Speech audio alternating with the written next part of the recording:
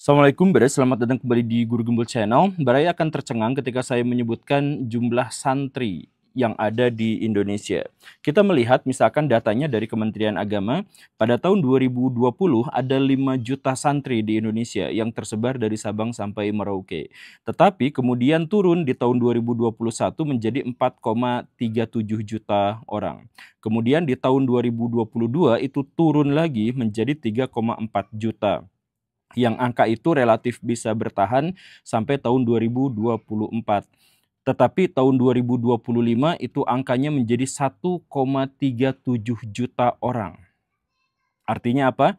Artinya dalam 5 tahun turun dari 5 juta ke 1,3 juta, dan kalau dalam persentase artinya turun sampai 76% hanya dalam waktu 5 tahun. Maka kalau kita ambil perhitungan secara kalkulatif, peminat pesantren di Indonesia itu akan benar-benar habis pada 15 sampai 20 tahun ke depan. Tidak akan ada lagi pesantren di Indonesia yang memiliki santri. Saya sudah mencoba untuk mengkritik pesantren, mencoba untuk memberikan kepada mereka perspektif untuk membangun mereka, mengubah mereka, tetapi sulit sekali. Walaupun sejak 5 tahun itu saya terus-terusan menyuarakan, alih-alih saya mendapatkan tanggapan positif, justru apa yang saya sampaikan, kritik saya itu dianggap sebagai hujatan, makian, permusuhan. Sedemikian sehingga orang-orang dari kalangan pesantren dan santri itu ketika mendengar video saya terkait dengan kritik saya atas mereka, itu mereka marah-marahnya luar biasa. Nah, sekarang terserah Baraya semua mau marah-marah atau tidak, mau membenci atau tidak, tetapi ini data statistik yang dikeluarkan oleh Kementerian Agama. Pesantren turun terus-terusan dari tahun ke tahun. Kalau mereka tidak mau memperbaiki diri, tidak mau mendengar kritik dan saran dari orang lain, mereka akan benar-benar punah. Jadi kalau mereka mau berbenah diri, silahkan nonton videonya sampai tuntas, yuk kita bahas.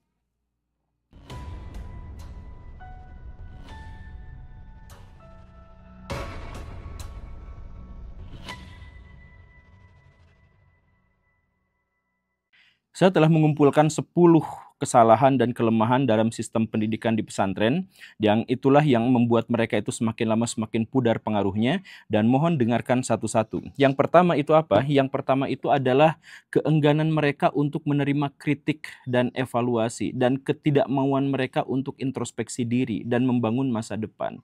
Jadi seperti yang saya bilang, saya itu bertahun-tahun mengkritik lembaga pesantren, khususnya pesantren yang mengaku dirinya salaf gitu. Bukan salafi, tapi yang salaf yang di bawah NU itu.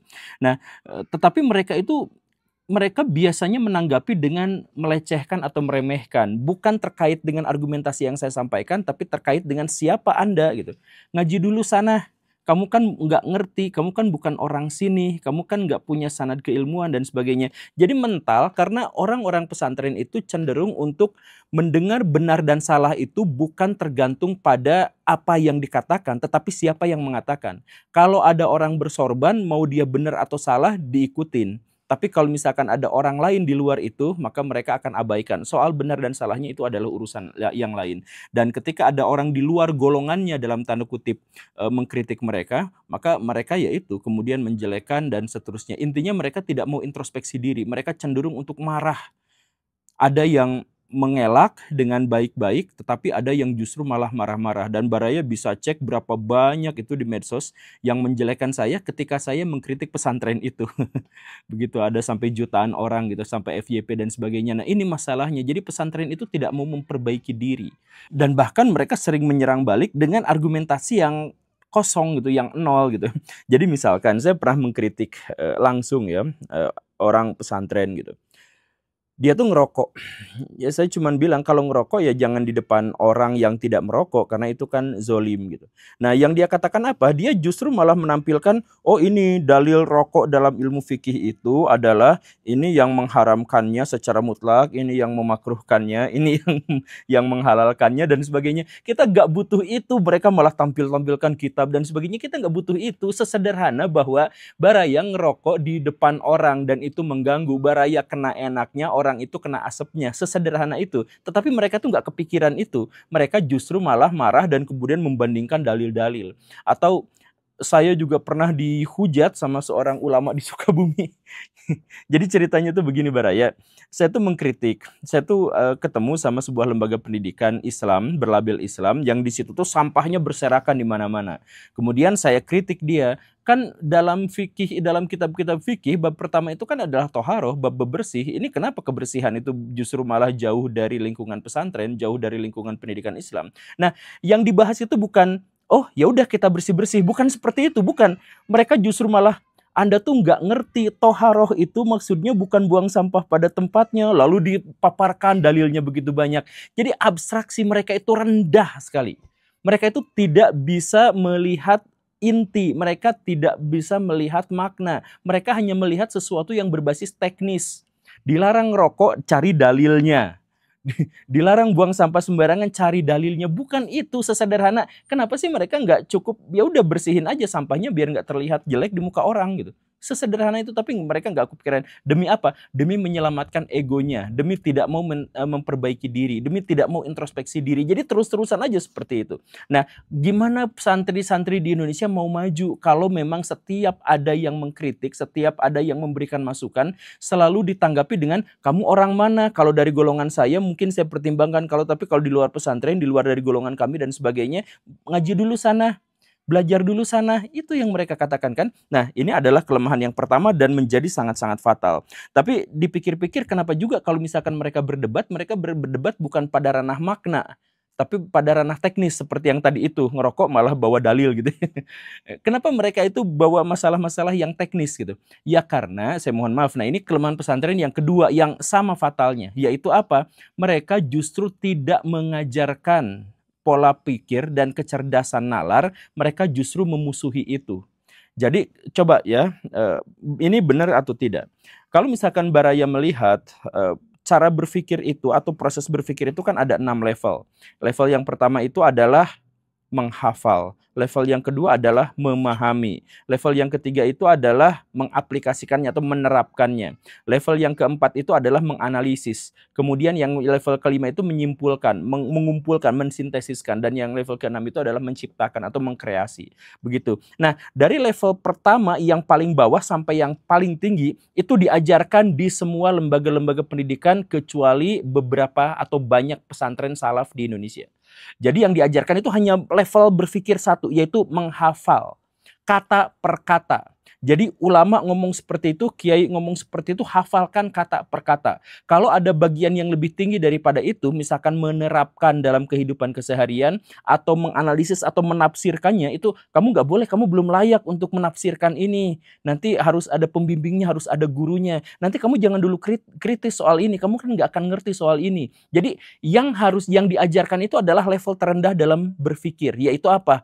Menghafal. Jadi diajarkannya menghafal lagi, menghafal lagi, menghafal lagi. Pas bagian mau pemahaman di mana orang mulai bertanya mengapa, itu biasanya kamu harus levelnya segini dulu baru boleh bertanya yang seperti ini.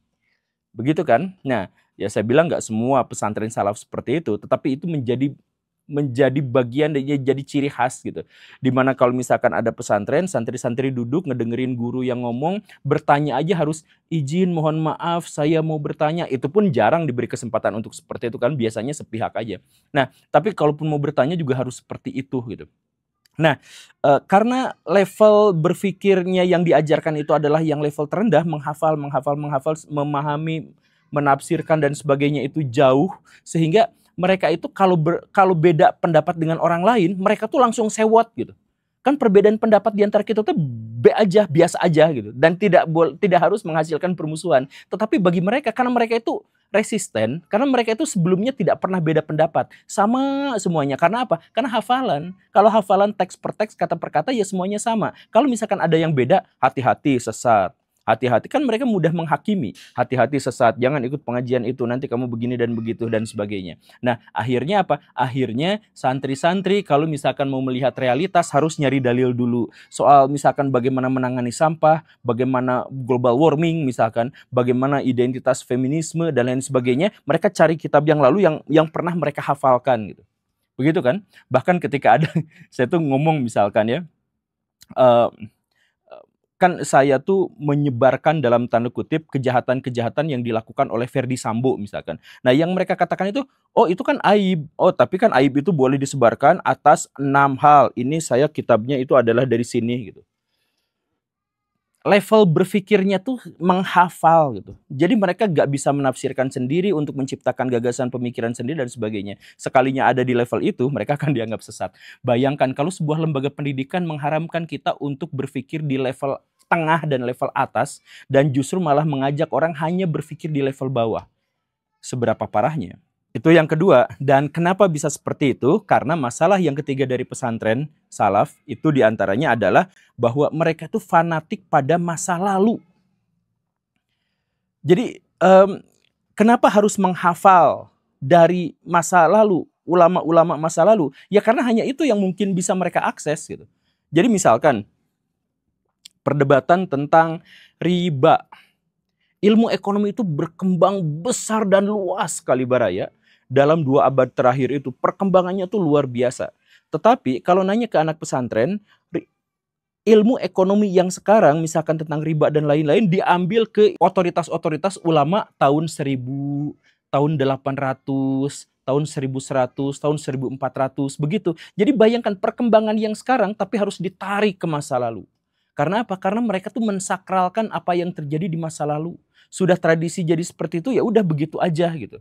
Makanya mereka itu selain berdebat pasti sumber dan referensinya itu berasal dari masa lalu dan tidak berani untuk bikin sendiri di zaman sekarang. Dan kemudian kamu jangan bikin dulu yang zaman sekarang ya, karena kan kamu itu levelnya belum sampai ke situ, kamu belum jadi mujtahid, kamu belum mengerti soal istihad dan sebagainya, syaratnya kan harus kamu penuhi. Nah kalau ulama zaman dulu itu syaratnya sudah terpenuhi gitu. Kan mereka itu nggak berpikir soal akumulasi pengetahuan, bahwa pengetahuan orang-orang di zaman dulu tuh justru terakumulasi di zaman sekarang, sehingga akses informasi dan pengetahuan orang zaman sekarang itu jauh lebih memadai daripada orang-orang zaman dulu. Kan seharusnya begitu, tetapi mereka nggak mau, tetap harus mensakralkan apa yang terjadi di masa lalu gitu. Jadi ketika mereka misalkan ngaji dengan cara yang sama, ya udah gitu aja terus. Posisi duduknya dengan cara seperti itu, oh jadi ikutan dulu. Coba Baraya bandingkan dengan lembaga pendidikan yang lain misalkan. Mereka itu setiap tahun tuh kadang-kadang harus evaluasi. Setiap tahun tuh mereka tuh kadang-kadang rekonstruksi. Setiap tahun mereka itu mencoba untuk gagasan-gagasan baru, metode-metode baru. Dicoba terus, karena apa? Karena dunia tuh berkembang. Dan harus ada evaluasi setiap hari. Harus ada evaluasi setiap tahun. Ini mereka enggak kembali aja ke masa lalu. Mau khutbah Jumat, ceramahnya isinya itu aja lagi gitu. Yang ditulis berapa puluh tahun, berapa ratus tahun yang lalu gitu. Gak banyak yang relevan dengan hari ini, gak banyak yang sesuai dengan aktualisasi hari ini, ya baca aja yang dari masa lalu gitu. Atau mengulang kembali apa yang sudah diajarkan di masa lalu gitu. Makanya khutbah Jumat juga itu-itu saja. Kalau ceramah ya isinya juga itu-itu saja gitu, gak ada perbaikan gitu. Nah, kenapa bisa seperti itu? Nah, ini menyangkut masalah yang keempat. Karena mereka itu tidak terbiasa dengan ilmu pengetahuan, terbiasanya dengan doktrin. Jadi kalau diajarkan dari masa lalu begitu, ya tidak kritis, tidak berpikir apa-apa, ya udah ikutin aja. Makanya mereka nggak punya data statistik, mereka itu nggak punya kalkulasi, nggak punya data yang bisa diuji. Dan karena nggak punya data yang bisa diuji, ya gimana mereka bisa introspeksi? Misalkan contohnya beginilah ya. Kalau misalkan kita ada di sebuah kampus di lembaga pendidikan universitas misalkan ya, si universitas itu punya data lulusan mereka yang jadi pengusaha berapa persen, yang jadi pejabat berapa persen. Agar apa? Agar mereka tuh bisa mengevaluasi diri. Dari jumlah mahasiswa yang lulus tahun segini itu mereka dalam 2 tahun ke depan itu mereka jadi apa. Nah, oh ternyata kebanyakan jadi wirausaha, bukan bekerja di sesuai bidangnya. Oh berarti kita harus introspeksi. Nah harusnya kan ada data seperti itu. Sekarang ada nggak data dari pesantren-pesantren? Kan mereka itu sering sekali mengklaim bahwa tahu nggak pesantren ini tuh melahirkan ulama-ulama besar. Mereka sering mengklaim seperti itu. Ada nggak datanya?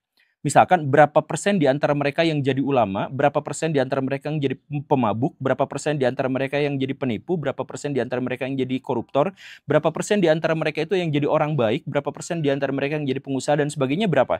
Mereka nggak punya data itu. Bahkan data yang saya sebutkan tadi, jumlah santri di Indonesia, itu luar biasanya apa? Kementerian Agama tidak memiliki data yang valid.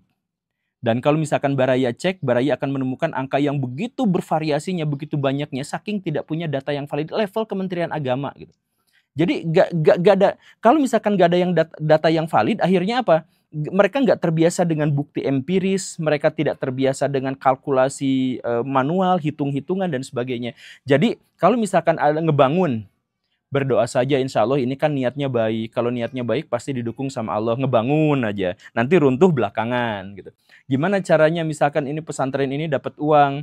Ya yang penting mah kalian tulus ikhlas aja di sini. Yang penting apa ya nanti ujung-ujungnya ngemis-ngemis gitu. Karena mereka tuh nggak pegang data, nggak punya pegang sesuatu yang empiris.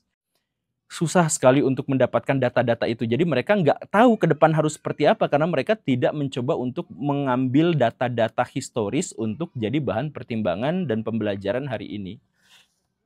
Dan kenapa mereka tidak memiliki data empiris, data yang bisa diuji, data yang bisa dikalkulasi? Ya karena kebanyakan dari ulama-ulama, kiai-kiai dan pesantren-pesantren yang salaf itu mereka tuh mengabaikan ilmu pengetahuan. Mereka itu sekuler gitu. Mereka tuh menganggap bahwa kimia itu ilmu duniawi, mereka menganggap matematika itu adalah ilmu duniawi gitu. Kan mereka tuh nggak ngerti bahwa matematika itu yang menciptakan dan merumuskannya itu adalah ulama-ulama. Mereka nggak tahu bahwa kimia itu yang mencetak itu adalah ulama gitu. Tapi mereka mengira bahwa itu tuh adalah ilmu dunia, ekonomi itu ilmu dunia, apa-apa ilmu dunia. Jadi sekuler gitu. Sekuler tidak memisahkan antara ilmu agama dan dengan ilmu akhirat gitu. Karena itu, maka kalau misalkan belajar ilmu fikih, belajar ilmu bahasa Arab, belajar ilmu tafsir dan sebagainya dianggap sebagai ilmu agama. Sedangkan ilmu-ilmu yang lain itu tidak. Dan karena itu maka mereka tidak bisa apa-apa. Jadi hanya di lisan saja. Jadi ketika tadi saya sebutkan bahwa level 1 itu adalah menghafal, level kedua memahami, level ketiga itu adalah menerapkan, mereka itu nggak bisa menerapkan karena penerapannya itu kan ada dalam ilmu-ilmu yang mereka anggap sebagai ilmu duniawi. Jadi misalkan begini, bikin masjid itu sebuah keharusan. Gimana cara bikin masjidnya? Itu kan pakai matematika, pakai ekonomi, pakai teknik sipil. Tapi kan mereka nggak ngerti. Akhirnya bangun aja sendiri runtuh gitu. Nah, jadi mereka itu sekuler, memisahkan kehidupan duniawi dengan kehidupan agama. Memisahkan antara pendidikan ilmu-ilmu agama dengan ilmu-ilmu akhirat. Gitu. Ya, dipisahin aja yang seperti itu. Dan kemudian mereka mengajak orang-orang, mengajak santri-santri untuk meremehkan ilmu-ilmu yang mereka tuding sebagai ilmu duniawi. Ngapain belajar matematika? Emang nanti di alam barzah bakal ditanya yang seperti itu. Ngapain belajar biologi? Allah mah tidak akan pernah memasukkan ke surga atau ke neraka berdasarkan pengetahuan tentang biologi. Nah, dan lain sebagainya. Mereka itu ajarin yang seperti itu. Hanya gara-gara mereka nggak ngerti dan nggak bisa ilmu-ilmu itu, mereka kemudian mengingkarinya gitu. Nah, itu adalah kesalahan yang kelima, yaitu sekuler dalam pendidikan. Kemudian yang keenam itu, karena mereka, ini kesalahan berikutnya ya, kesalahan keenam, karena mereka itu tidak ngerti ilmiah, mereka itu tidak memahami dan tidak terbiasa dengan kalkulasi, tidak terbiasa dengan perdebatan, dan menganggap ilmu itu harus dipisah seperti itu, maka mereka itu nggak ngerti how dan nggak ngerti why. Jadi misal begini, mereka tahu bahwa berzinah itu haram. Bagaimana cara menghindarkan manusia dari zina? Mereka nggak tahu caranya, nggak ngerti how-nya. Makanya di pesantren-pesantren itu banyak pencabulan, lebih banyak daripada sekolah biasa. Mereka tahu bahwa penyimpangan seksual itu haram. Bagaimana cara memberantas penyimpangan seksual itu? Oh, mereka nggak ngerti karena nggak tahu biologi, nggak ngerti apa-apa, nggak ngerti psikologi gitu ya. Akhirnya apa? Ya di dalam pondok pesantrennya itu banyak kasus-kasus penyimpangan seksual. Jadi laki-laki main sama laki-laki, perempuan main sama perempuan, kiai sama santrinya dan sebagainya, itu kasus seperti itu tuh banyak. Iya kan? Jauh lebih banyak daripada di lembaga-lembaga pendidikan yang biasa. Nah, karena apa? Karena mereka tahu bahwa itu tuh haram, tapi bagaimana caranya how? Bagaimana caranya mereka gak pernah bisa melakukan itu. Nah, atau misalkan, coba mereka tuh bisa ceramah tentang kejahatan Israel, mereka bisa ceramah tentang genosida Palestina. Bagaimana cara ngalahin Israel? Mereka nggak pernah ngajarin itu karena bagaimana caranya tuh mereka nggak tahu gitu. Makanya di lingkaran, coba Baraya cek ya, ada sebuah pesantren di satu tempat. Kriminalitas di sana turun nggak sejak ada pesantren itu? Perzinahan di sana turun nggak sejak ada pesantren itu? Ya enggak. Biasa aja, karena nggak ngerti how-nya bagaimana gitu. Apalagi why gitu. How aja mereka tuh nggak ngerti gitu. Makanya berumah tangga itu baik. Bagaimana cara mempertahankan rumah tangga itu? Kalau ditanya, kiai-kiai itu bisa menjelaskan panjang berdasarkan dalil ini, kitab anu apa. Tapi banyak di antara mereka yang rumah tangganya tidak bahagia, bahkan bercerai gitu. Dan biasa ulama-ulama ustadz-ustadz itu yang bercerai itu ya biasa. Karena apa? Ya mereka tidak bisa mempertahankannya. Kenapa tidak bisa mempertahankannya? Karena nggak tahu how-nya itu bagaimana. Tapi kalau ceramah tuh bisa. Ceramah tuh bisa. Karena apa? Ya di lisan saja. Yang level tadi menghafal. Menghafal itu. Nah kalau misalkan sudah menerapkan level 3 dalam berpikir, menerapkan, mereka tuh udah nggak bisa. Karena nggak tahu how-nya tuh bagaimana. Coba kita bisa diskusikan hal itu ya. Tapi itu yang keenam. Kemudian yang ketujuh, kenapa mereka itu nggak bisa menjawab how dan nggak bisa jawab why? Ya karena mereka itu menjadikan guru itu sebagai pusat dari ilmu pengetahuan, pusat dari kesadaran gitu. Nah ini kelirunya gitu. Saya melihat banyak sekali kiai-kiai yang untuk berbicara, untuk menyampaikan pesan aja kesulitan gitu. Tetapi ya tetap diikutin dan tetap dianggap ini berkah, ini karomah dan lain sebagainya gitu. Dan inilah sebenarnya yang menjadi salah satu masalah kenapa di pesantren itu banyak kejadian-kejadian pencabulan. Kenapa seperti itu? Ada beberapa pengamat yang sampai mengatakan banyak pencabulan yang terjadi di pesantren-pesantren itu karena mereka itu ngikut taklid buta pada guru, demi tabaruk lah, demi cari berkah dan sebagainya. Guru ngomong kayak gini gitu diikutin gitu. Jadi sumber pengetahuan mereka, sumber kebenaran itu pada individu gitu. Kan seharusnya begini Baraya, kebenaran itu berdiri sendiri dan sumbernya itu bisa didapatkan dari manapun. Nah, tetapi kalau orang-orang itu yang biasa di pesantren-pesantren dan terdoktrin itu kebenaran itu tergantung pada siapa yang mengatakannya. Jadi kalau yang mengatakannya salah ya kebenarannya jadi ikut salah gitu.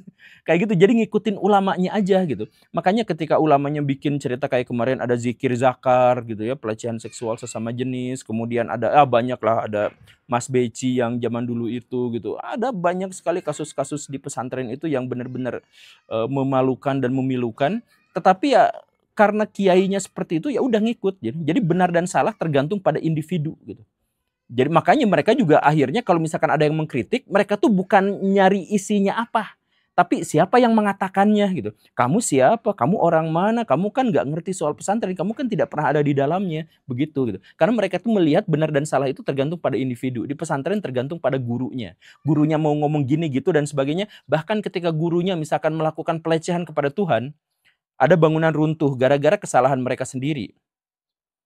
Kemudian yang disalahin Tuhan, ini takdir Tuhan. Dia melakukan pelecehan pada Tuhan, tetapi dia akan dibela habis-habisan sama para santrinya.